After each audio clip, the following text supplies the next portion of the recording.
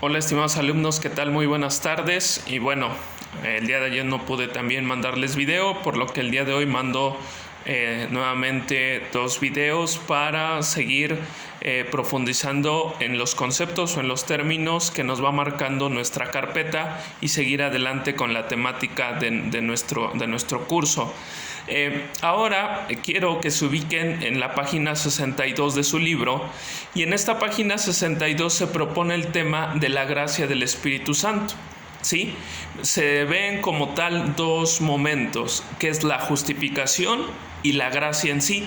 Si ustedes recuerdan que les dije al principio de estos videos que hemos retomado, aquí cuando nosotros hablamos de la ley, hablamos de la alianza con Dios, en Jesucristo vienen cosas nuevas o cosas diferentes, algo que viene a dinamitar, a cambiar la dinámica que estaba acostumbrado el pueblo, ¿sí? ¿Y cuáles son estas nuevas cosas? Les había yo dicho, la persona de Jesús en sí, los sacramentos, pero también la acción del Espíritu Santo y la gracia, que es aquello que ahorita vamos a entender un poquito, porque la gracia es algo que a lo que debemos de entenderla para poder hacer uso de ella. Si no entendemos, no podemos, dado o me voy a permitir esta manera de expresarlo, usarla o más bien gozarnos en ella, hacernos plenos en ella.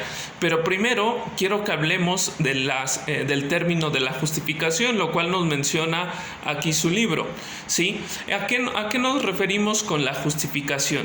Miren, algo que pasaba en la cuestión de los judíos, en la cuestión de los escribas, de los fariseos, era la mala interpretación de la ley. Y aquí es donde Jesús hace algo importante, nos hace mención de algo importante en cuanto a la justificación. Tú y yo no estamos delante de Dios o no alcanzamos la gracia delante de Dios porque seamos buenos o porque nuestros méritos nos han llevado a eso o porque cumplir ciertas reglas nos hacen buenas personas. Eso era lo que pasaba en el caso de los fariseos, en el caso de aquellas personas que habían malinterpretado la ley. Ellos consideraban que por cumplir tantos preceptos ya tenían como un derecho, ya tenían como un privilegio delante de Dios. Y dice Jesús, no, esto no es así. Tú y yo, por el hecho de ser personas, tenemos ya esa justificación.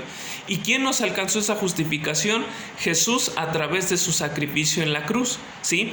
O sea, que nadie de nosotros se puede gozar diciendo, yo soy bueno y porque soy bueno alcanzo esta justificación delante de Dios. No. Dios, a través del sacrificio de su Hijo, es que nos ha justificado a cada uno de nosotros. De no entenderlo así, entonces podemos llegar a hacer como esa discriminación que hacían también estos fariseos.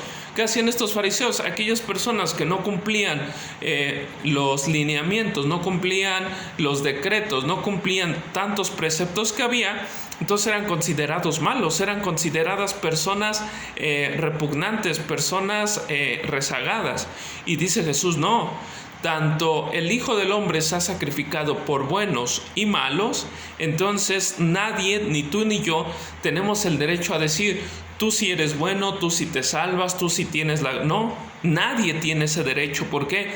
Porque el Señor ha querido rescatar a todos a través del sacrificio de su Hijo, buenos o malos, ¿sí? Y esa ha sido su decisión. A veces podemos caer como en la parábola que nos presenta Jesús. ¿Por qué me estás pagando lo mismo si yo trabajé todo el día y aquel que solo trabajó 1 hora le estás dando la misma paga? Y le dice el Señor, amigo, yo no te estoy haciendo fraude, yo te prometí un denario, aquí está lo tuyo, toma y vete. Yo puedo hacer con lo mío lo que yo quiera. ¿O te vas a enojar porque soy bueno? Entonces, aquí es donde debemos de entender esta parte de la justificación y sobre todo evitarnos frustraciones, o evitarnos decepciones mal encausadas, porque a veces pensamos, entonces buenos y malos son hijos de Dios, tienen la dignidad de ser hijos de Dios. Claro, es una decisión de Él. A veces podemos pensar, es que fulano de tal hizo tanto daño, o fulano de tal me lastimó, fulano de tal me hirió, ¿por qué Dios lo va a perdonar? Es decisión de Dios. Dios lo está justificando a través del sacrificio de su Hijo, que ya vendrá una dinámica distinta si esta persona se arrepiente, si esta persona se convierte, pero eso ya no nos corresponde a nosotros, sino ya es un diálogo entre esa persona y Dios. Por el momento, a través de la justificación, quedémonos con esa idea. Dios nos justifica por el sacrificio de su Hijo, no por mis méritos, no porque cumpla yo ciertos preceptos. Esto es lo que yo quiero que entendamos en esta primera parte de la justificación.